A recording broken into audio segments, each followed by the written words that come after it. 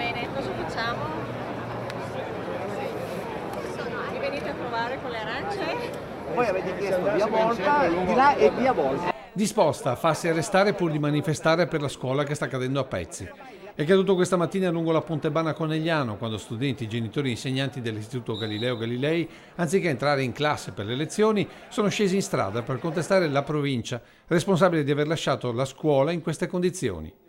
Tutto un'ala completamente inagibile per un istituto che nel complesso ha bisogno di un urgente intervento di sistemazione, al punto da far dire a un genitore. Gli dico se è successo niente alle infrastrutture perché è una cosa indecente. La paura di avere una figlia che possa avere dei danni è una cosa proprio che va al di là dello studio, scusatemi. Manifestazione che è partita puntuale con l'avvio dell'anno scolastico e con gli organizzatori convinti di poter fermare il traffico passando lentamente lungo questo passaggio pedonale.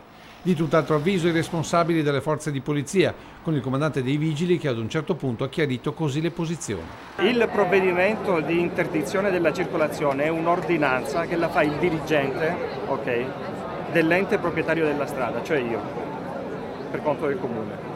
L'occupazione del suolo pubblico sono sempre io che la faccio. Se uno lo chiede noi diamo l'informazione, ripeto, a me non è stato chiesto nulla. Alla fine i manifestanti hanno desistito tornando verso l'istituto, non prima di aver sottolineato. Noi abbiamo dimostrato a loro che rispettiamo la legge. Chiediamo ora in questa sede a loro che rispettino loro la legge, e cioè che ci mettano nelle condizioni di sicurezza previste dalla normativa. Durante la manifestazione, grazie alla curiosità dei passanti, il traffico si è rallentato e non poco. Come dire che di fatto gli oltre 500 partecipanti un risultato comunque l'hanno ottenuto.